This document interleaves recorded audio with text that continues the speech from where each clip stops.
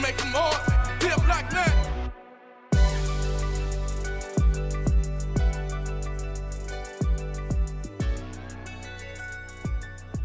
Hey guys, thank you for joining People versus the Trenches. My name's Gabby. I'm here with Dolie, Fiyez. Yo.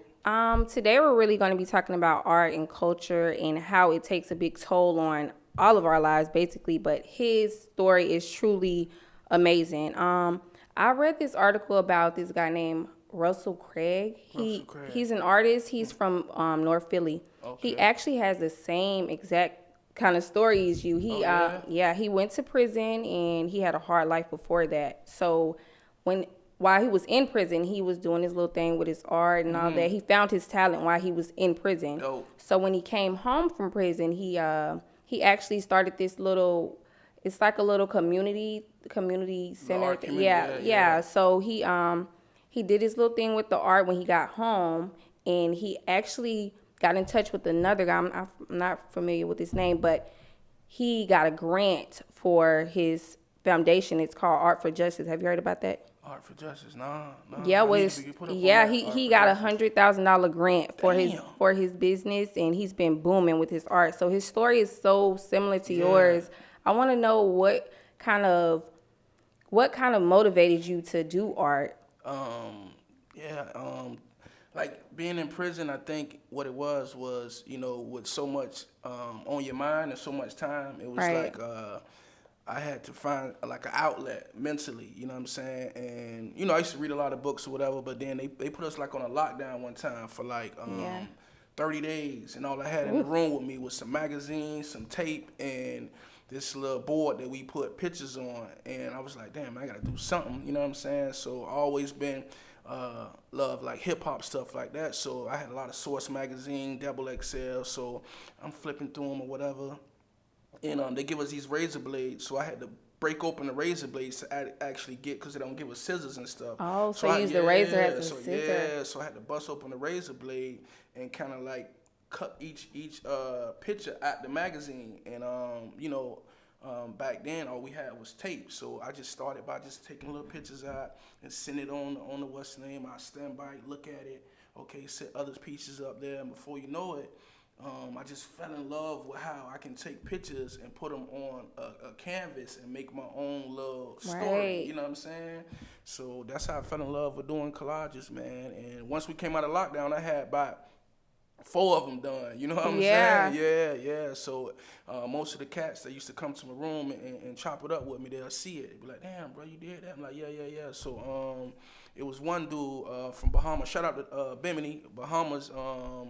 He brought one of them and he put it in his room. And, he was like a drug lord type dude. So everybody go to his room like, damn, who did that? So he put me on. He let people know, hey, man, dude down there got him for sale. You know what I'm saying? Right. So at first, I really didn't know how much to sell him for. You know what I'm saying? It was just something to do to pass time. So I was selling for like $30, $40. You know what I'm saying? Yeah. That's how I used to eat in prison. You know what I mean? So when you came home, was it soon as you got home, you continued with your art? How did you go about doing that? Because I know you was doing your little rap thing before you went. So you just quit doing rap, or you just?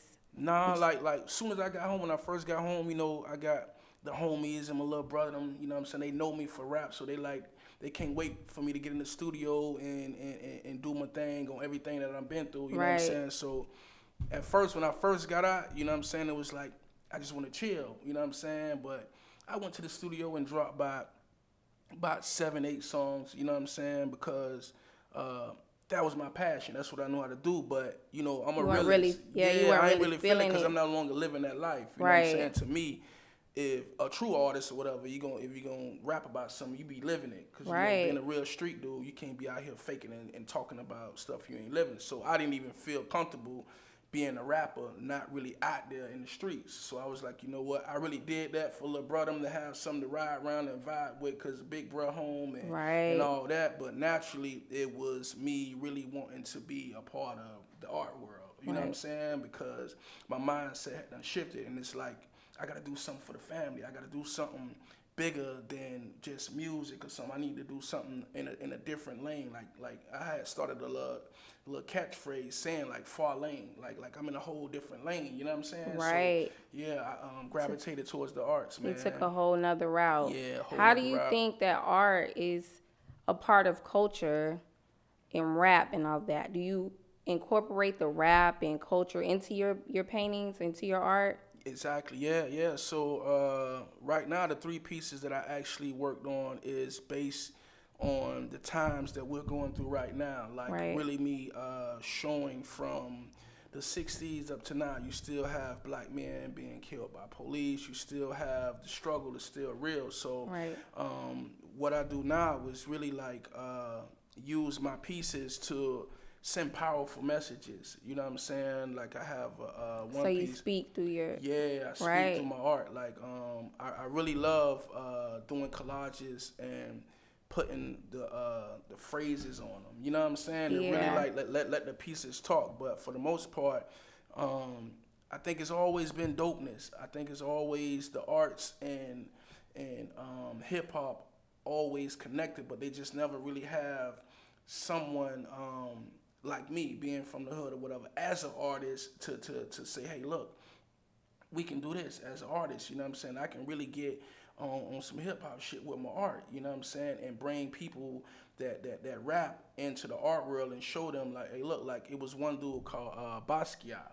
He was from New York, and just a couple dudes like Jay-Z and all those dudes, they shot him out. So I look at him, you know what I'm saying, as somebody that I can relate to, like far as stepping out into the arts and bringing the culture together. But it's all about doing it for the culture to me. To me, it ain't really something I'm trying to do right now to get paid from it. Right. It's just I just want to say, hey man, look, this is my contribution to hip hop. This is my contribution to black life and what we going through right now. Like whether I get paid for it right now is a plus, but right now I just want to let them know they got a dog in the fight through me. You know what I'm Right. saying? Yeah. And I know that, the culture is really big on rappers now. They're not really focused on art and doing all that. They're so into the streets and things. So I seen a picture that was going around on Instagram. It was a couple of rappers on. You seen a picture on Instagram? The rapper, I think it was Trick. And, Okay, yeah. With Trick, JT Money. Yeah, no, that was big. That was huge for the culture. Like the picture with, it was Trick, JT, and Rick Ross. You know what I'm saying? So just seeing that, South Florida, being from South Florida and growing up and listening to all of them at a different time in my life, it was like, damn, man, that's dope right there. Then like with Jeezy and. They had a verses. Yeah, they did the verses thing. So I was like, damn, that was big. Because, you got a lot of rappers, dying right now, whatever. You know what I'm saying? So just to see the culture get back together to where we men, you know what I'm saying? Like it ain't no beef because it's positive now, Yeah, it's like everybody really trying to get money and be out here to raise these kids and do for these kids is bigger than like us. Like even me doing the people versus the trenches and all that. I'm not doing this because, like I said again, I'm not doing this because this is something that I want to be seen or be famous for. This is me saying, hey, man, it's bigger than me. I got homeboys that's doing live sentences. I got little cousins and you know what I'm saying, that need help. You know what I'm saying? So you basically just telling your story to motivate. To let them know, man, listen, when they call home, bro, what you out there doing, man? I'm out here, man, trying to get a little podcast together. I'm in the art world, man. You know what I'm saying? Sometimes that's better than, you sending the money or whatever and pictures or whatever. But sometimes them calling home and hearing that the same dude that used to be in on lockdown with him or whatever is out there really doing something positive and can ultimately get in a position to where he get next to politicians or be in the same circle with senators or whatever to change laws and stuff. Yeah. So that's my that's big. Yeah. That's my take on everything. Trying to get in position so we all can win. You know what I mean? Yeah, that's really positive and motivating.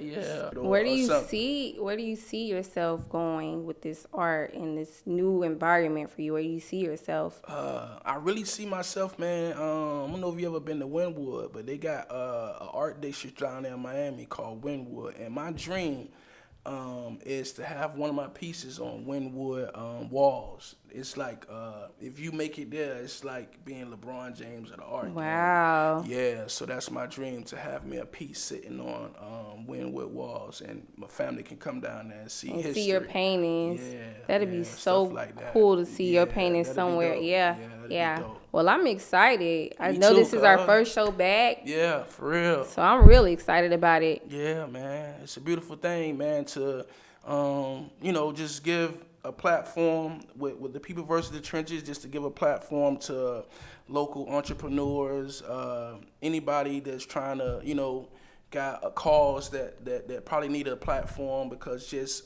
going to downtown and try to fight it might not be enough. So you can come on here and you can talk about what problem you facing with, whether you're trying to get a grant that's not going through, whether Right. you're trying to get a law passed, whether Or people that just doing a 360 all together, just totally changed their lives. Exactly. So Businesses, everything, yeah, especially for black men too, because I feel black men, we don't get a lot of platforms to where we can show the positive. You know Right. what I'm saying? The news always predict us as being these hardened criminals that are soulless or whatever. So it's good to see a platform where we can come in here and just tell our story and let the world see another light. You know what I'm saying? Because it's a lot of brothers out there doing a lot of good stuff that I think need to have more recognition.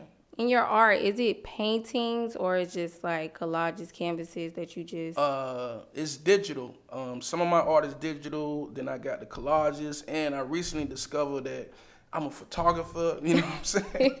I just found that out. You got a lot of hidden talent. Yeah, like last week. You know what I'm saying? But also, besides the art, I want to give a shout out to the Cultural Council Center. I also do poetry, and recently we had an exhibit where they took 5 or 6 local black artists, and they gave us an exhibit at the Cultural Council Center in Lake Worth, and Right.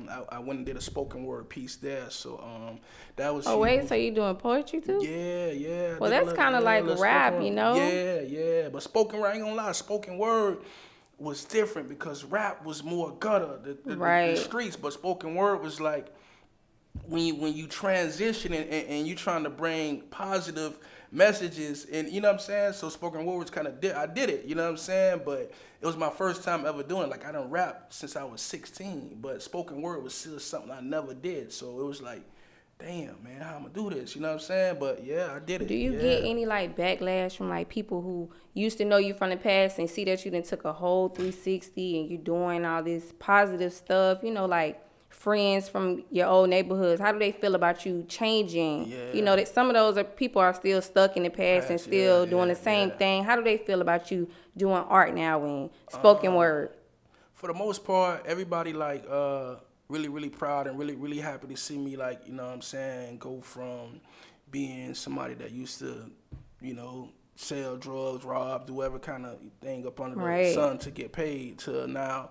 The most backlash I say is I got, the little homies be like, damn, bro, you know what I'm saying? Like, me not being as hip to certain stuff, you know what I'm saying? Like, and the different music, like they might get in my car, listen to some reggae music and some R&B. They be like, damn, bro, you ain't, you know what I'm saying? Yeah, so, because it's different. They're not used to that. Yeah.